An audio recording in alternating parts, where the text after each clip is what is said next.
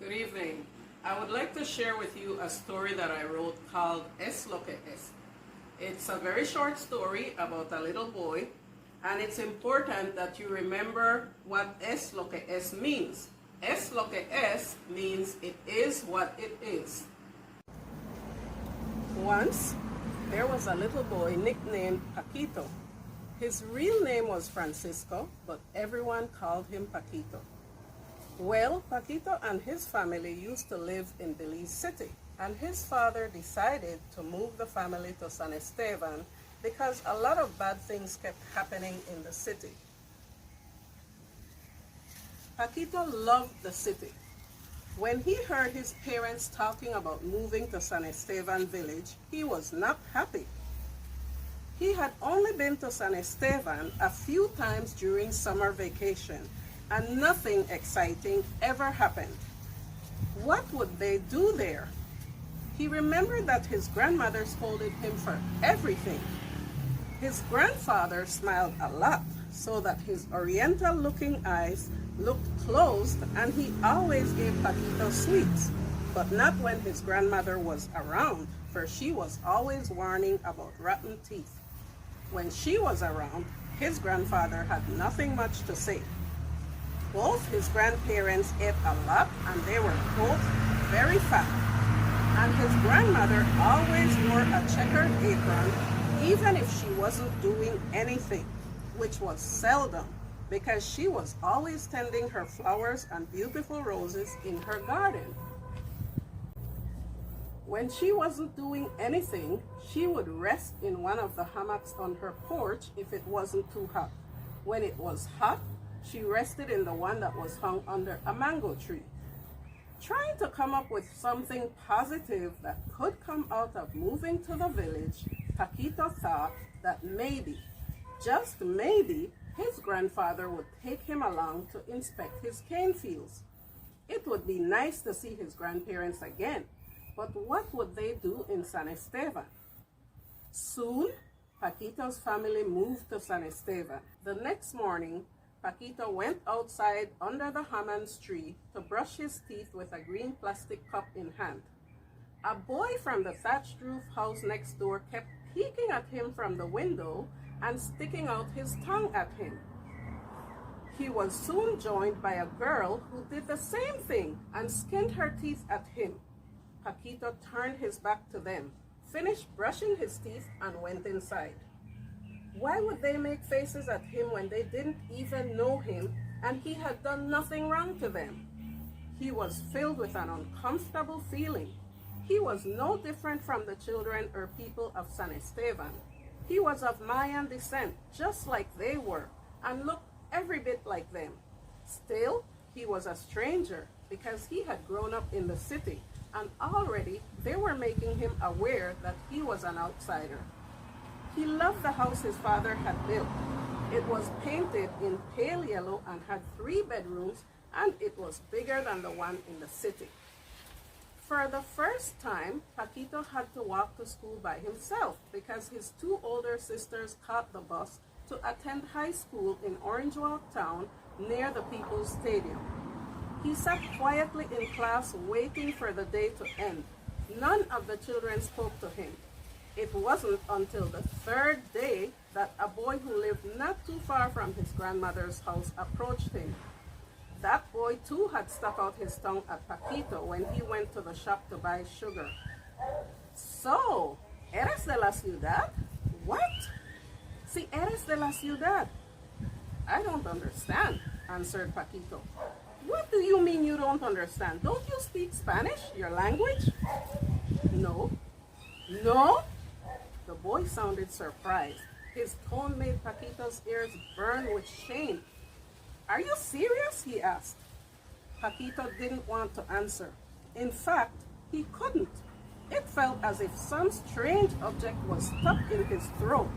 He felt his breath leaving him, all in shame.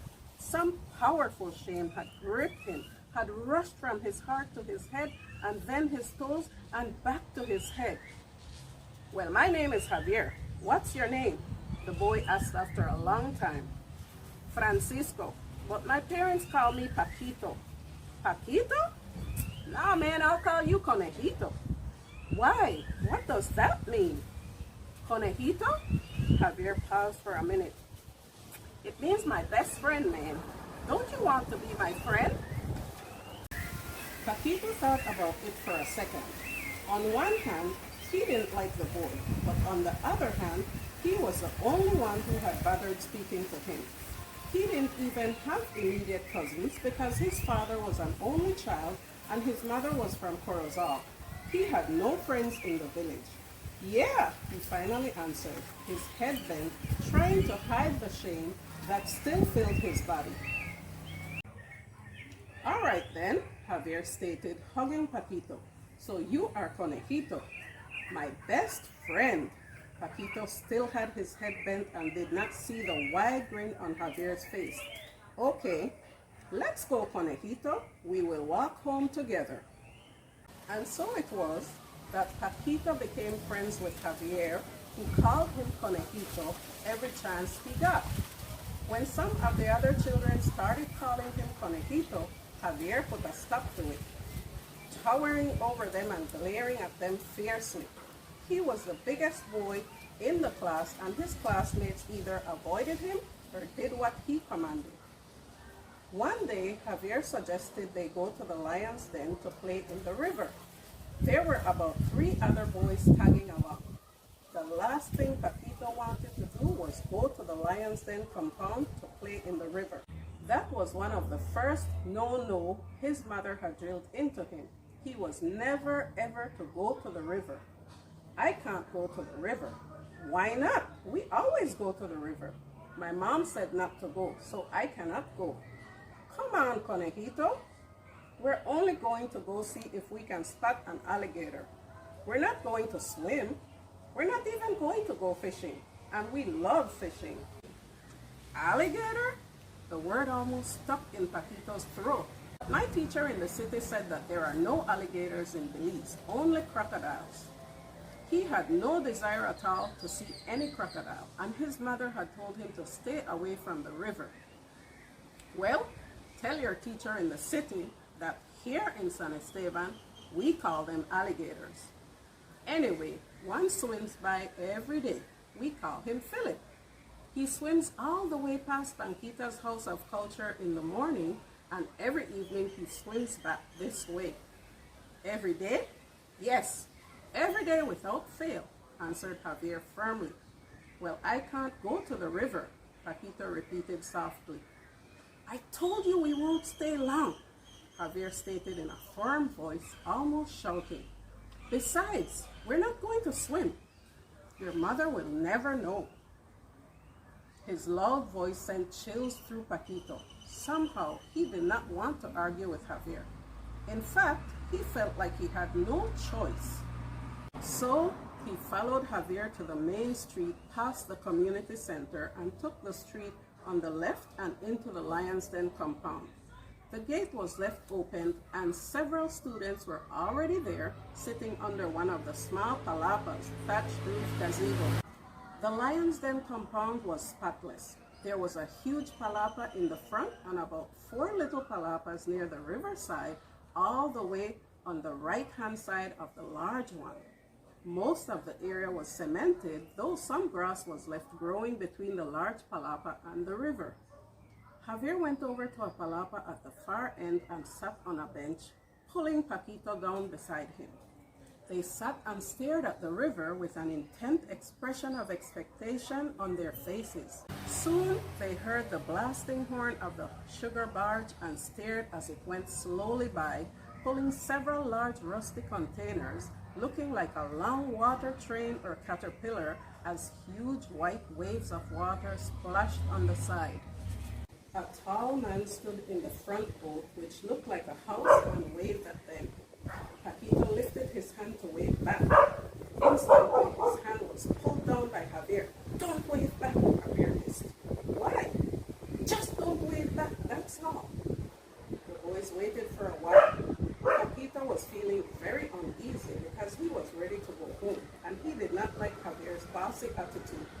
He was at a place his mother had warned him never to visit without an adult, and he did not like breaking the rules.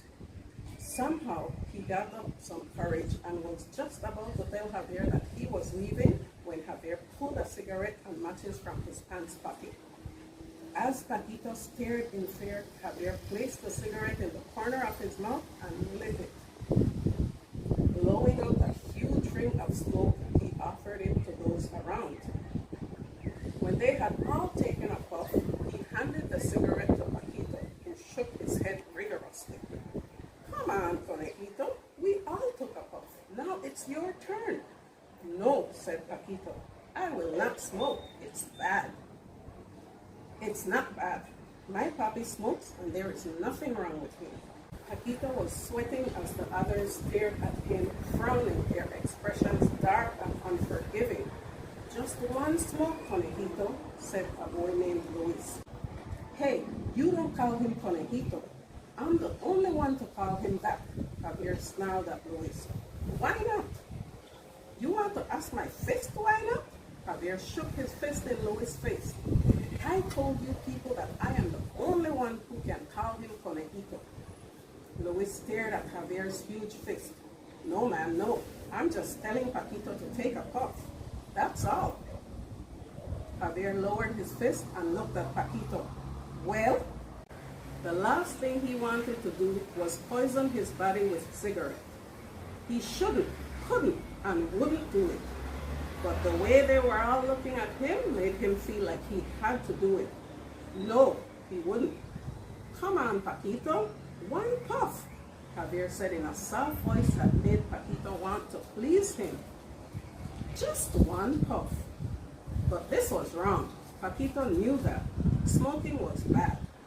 Paquito stood up and ran out of the lion's den screaming, no! He heard nothing, saw nothing. He did not know if the boys were laughing at him. He just ran as fast as his feet would carry him and didn't stop until he got home. He sat down under the big plum tree in the yard, breathing heavily, waiting to catch his breath before entering the house. The girl next door was peeking at him from the window and, as usual, sticking out her tongue and skinning her teeth at him. Paquito looked away. The line that was strung from the plum tree to the coconut tree was full of clothes hung out to dry, which to him meant that his mother was home. But when he finally went inside, there was no one in. He quickly got his clothes and went back outside to the backyard, drew some water from the well, and went into the wooden bathhouse to take his bath. When his mother got home, everything was back to normal as far as Paquito was concerned. Mamita, he hugged his mother as if he hadn't seen her in years. ¿Y tú, qué te pasa? His mom asked, hugging him. Paquito frowned, staring at her. Learn your language, Paquito. Learn your language. How was he to learn his language when they had lived in the city so long and he hadn't heard any Spanish spoken there? Even his parents didn't speak the language to each other. But Paquito was sure that soon he would learn his language because it was spoken everywhere in San Esteban. When he thought of Javier, he dreaded school the next day. But to his surprise, Javier was extra nice. Paquito, you know how you want to learn to speak Spanish? Yes. Well, I will teach you. You will? Paquito was surprised by Javier's kindness. Yes, I will. What are friends for? Wow, thanks, man, thanks. Paquito was very pleased. He would show his mother and grandmother that he could speak his language. His grandmother didn't have much patience with him for not understanding when she spoke to him in Spanish. Now, with Javier teaching him, he was sure to learn. That evening after school, Paquito's Spanish lesson began as they walked home. Paquito, the main thing you need to know in Spanish is this one sentence. It will get you through everything and any situation. So, we will start with that sentence, but I will be teaching you something new every day. You already know that hola is hello and adios is goodbye, right? Right, answered Paquito, nodding his head. Good, Javier sounded pleased. Now, whatever anyone tells you in Spanish, no matter what, Just say, es lo que es. Es lo what? Paquito frowned. Es lo que es, Javier exclaimed. And now he didn't sound so patient. He sounded as though he thought Paquito was dumb for not being able to say the words. Okay, got it. Es lo que es. The word sounded heavy on Paquito's tongue, but he once more saw a pleased look on Javier's face. Exactly. That one sentence will get you through everything, and people will think that you really know how to speak Spanish. Thanks, man, thanks, said Paquito, smiling. But what does it mean? It's like saying sorry, but it's a little more. It's like you are apologizing from the bottom of your heart. So even if you don't understand what someone is saying, you just say, es lo que es. They will know that you don't understand what they are saying and that you are truly sorry. Oh, okay. Thanks, man, Paquito said. He kept repeating the words over and over in his mind, es lo que es, all the way home. He was feeling so pleased with himself that when he got home, he immediately took his bath and decided to clean the assortment of glass ornaments his mother kept on a top shelf. He pulled a chair to the shelf and stood on it. Everything was going fine until he reached for the last piece, but the big vase slipped from Paquito's hand as he balanced himself on the chair. The vase fell to the cement floor, breaking into 100 pieces. Paquito stared in dismay, inhaling deeply, already knowing he was in big trouble. Much as his mother liked her ornaments cleaned, she always warned him not to break any. Money didn't grow on trees, and she sacrificed to buy each one. It seemed as though his mother literally flew into the room. When she saw the vase, she placed both hands on her head, her face a horrible mask of anger, so that she looked like she was about to cry. Paquito, ¿qué hiciste? Why? Look at my beautiful vase. In a very shaky voice, tears in his eyes, Paquito said, Mamá, es lo que es. ¿Qué? The next thing Paquito knew, his mother pulled him off the chair by his pants and spanked him as hard as she could. Paquito could feel the sting right through his pants. Mamá, es lo que es, he hollered, trying to get through to his mother, trying to let her know how very sorry he was. Oh, ¿y lo repites? Spank, spank, spank. Poor Paquito didn't know what was wrong or why his mother kept spanking him after he apologized. When she finally let go of him, he ran outside and sat under the plum tree crying his heart out. When he glimpsed Javier coming on the dirt road, he quickly dried his eyes on his shirt. Javier walked right into the yard just as Paquito's grandmother was coming to the house. Hola, conejito. What's wrong, man? You look like you were crying. Nah, man. My mamita was roasting pepper and it got into my eyes. ¿Y quién se llama conejito? Who is he calling conejito? Paquito jumped at his grandmother's harsh tone. It's me, Gran. That's what he calls me because we are best friends. He says conejito means best friend. Burro que no puede aprender su propio idioma. Conejito, it means rabbit, she said. Little rabbit. So you have the nerve to call my grandson Little Rabbit, Javier? Go home, vete. Javier hung his head, slowly turning out the yard. But as Paquito looked at him, he saw Javier grinning. He turned his attention to his grandmother. He was teaching me Spanish, Gran. Spanish? Que burro. And what you get blushing for? I hear you bawling all the way at my house. Paquito hung his head. I broke my mamita's vase. The one she says cost a lot of money. I apologized, but the more I apologized, the more she was spanking me. ¿Cómo? Oye, Marina. Paquito's mom came to the door. ¿Castigaste el niño even though he says sorry? ¿Qué sorry? Nada de sorry. Me dijo es lo que es. Many times he said it, es lo que es. But Paquito, you said that you told your mamita sorry. Yes, Gran. Javier said that es lo que es means sorry from the bottom of my heart. That Javier boy is a burro. Es lo que es means it is what it is.